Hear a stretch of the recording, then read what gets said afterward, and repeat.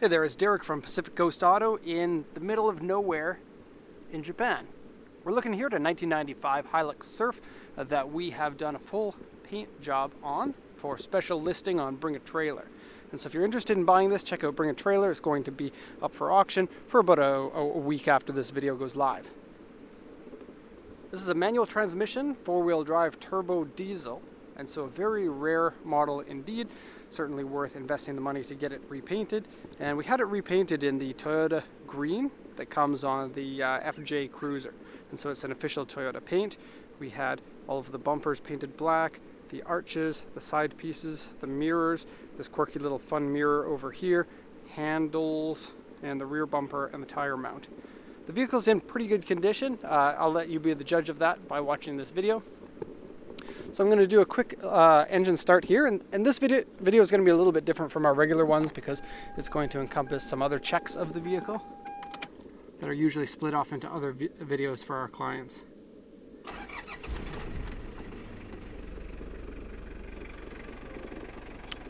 Okay, so no warning lamps on the gauges.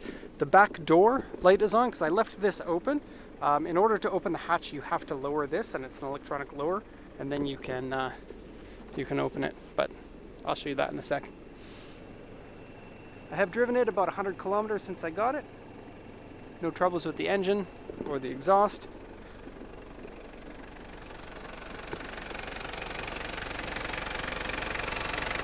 Timing belt was changed in 2008 at 101,396 according to that sticker there. Looking at the age of the sticker, it looks authentic. Obviously, we didn't put that sticker on. I'm gonna hop in here and dust off my shoes a bit because I just did have this vacuumed inside. And I'm gonna show you the mechanics. I'll show you the interior separately, but just want to show you that power windows work. All of them do. That's 1, 2, 3, and 4. And the sunroof works.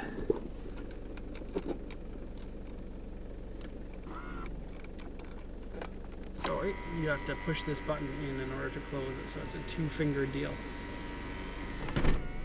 And we'll just close that for now. Okay, so the brakes and the clutch both work fine. I have replaced the shift knob, and I have replaced the steering wheel to a used unit here. Four-wheel drive by the press of a button, and it's not manual locking hubs, it's auto locking hubs.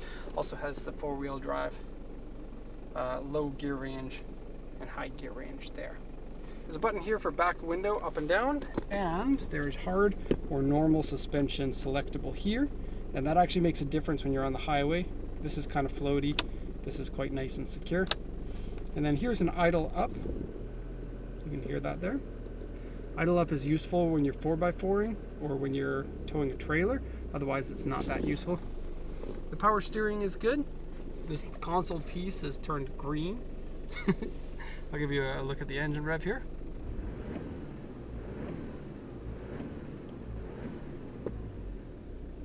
Okay. Now, when we got the car, the AC didn't work, but I've had that fixed by a mechanic, and so the AC works now, and the heater works. I tested that out today because it's 0 degrees here. Inside doesn't have a nasty smell. It looks like it's been smoked in at one time, but not heavily. Dashboard has no cracks. This is a toll collection box for Japanese highways, and that's my official toll collection card. And even though it looks like a credit card, you can't actually use it like a credit card. You don't get my card when you buy it. It says the ETC card has been inserted. Okay, so there's not much else I need to show you in terms of mechanics, so I'm going to turn the engine off for now. And I'll do a once around on the body of the car, and then we'll come back to that. So no problems with leaking of the coolant or the oil. You can see it was originally a blue one, so there's a blue cross member here. And where should I put the camera? How about here?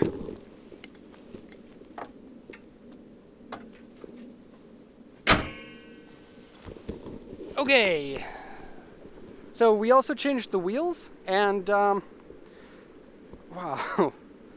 a lot of people have been looking at this car, like as we drive by. In fact, as I was shooting here, there was a there was a man probably in his 80s who walked up and said, well, what kind of car is that? That's pretty cool. Anyways, we changed the wheels. They look like Mickey Thompson's, but I'm not 100% sure. And they have been repainted.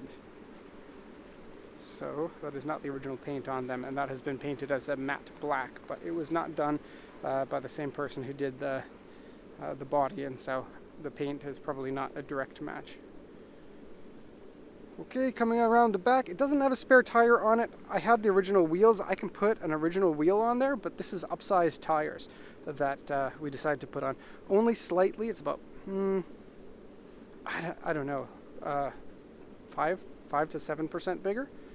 And so you would need a spare tire of the same size if you wanted a spare. But they are a mud terrain tire, and a lot of people who run mud terrain tires, because of the extra durability of them, are not going to like have any punctures. And it's not full tread. These are a used set of tires I put on it. Okay, so there's the one surround. I'll give you a quick look at the side panels here. Now the mechanic who, or the paint shop that did this, they knew that this was a bit of a testing bed for my personal car. And we send a lot of work to them as well. So I think that he wanted to impress me. It looks like he did a fantastic job with the repaint. And in my experience, painting in Japan is usually not very good. But this was done well. Okay, so here's a detail of the close-ups. So this front bar is a stock Toyota one. You can see the logo on it. Logo has been painted black. The back grille and the headlight surround. And the bumper. And the lights. And I'm actually going to turn those lights on so you can see what they look like. They are official Toyota, or official equipment. I really don't want to run out of batteries when I'm out here, so I'm going to turn the engine on while I'm doing that. Where's the... There we go.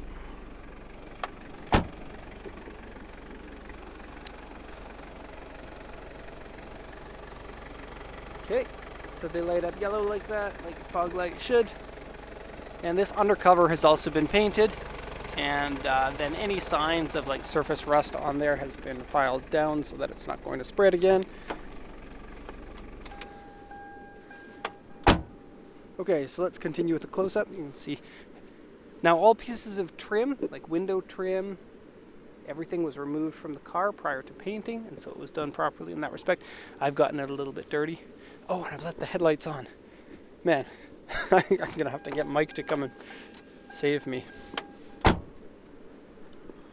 Okay, and then here's a contrast of the bumper to the wheel. As you can see, it's similar. It's not 100%.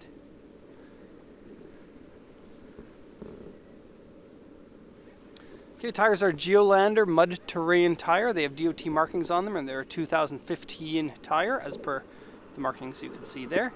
I felt like they need to be rebalanced now that they've been worn down a little bit, because when you go over 120 kilometers an hour on the highway, it starts to shake the car a little bit. And so probably time to rebalance those. 124,000 kilometers on this car equals 77,000 miles, just to give you an idea. Side steps have been repainted. This piece has been repainted. Handles have been repainted. And this bottom piece here was peeling. And so it had, there's me. Hello. The bottom piece has been repainted. Only the bottom piece though. I guess he didn't think it was worth it to repaint like this one. Okay, badges also here. SSRG 3 liter. Hliux Surf is the name of the 4Runner here in Japan. This swing arm was fully taken off and repainted. So you can see all in here, painted here and painted here to make it look proper. This swings off, and this is a good design for if you wanted to go for even bigger tires, because you can run a much oversized tire on the back of this, not like Land Cruiser ones with the barnyard doors, because you can't run a bigger spare tire due to the door having to be able to open on the left side before the right side. So you can see all around here. The vehicle has basically no rust. I'm going to show you the only rust on the whole car in just a second. It's on the underside. In here is good. Not 100%. It is stained a little bit. If you look here, it has been washed by a company but you can't get it all out. Can you see that? I don't know. Looks to be pretty good. Okay, headliner is a little bit dirty,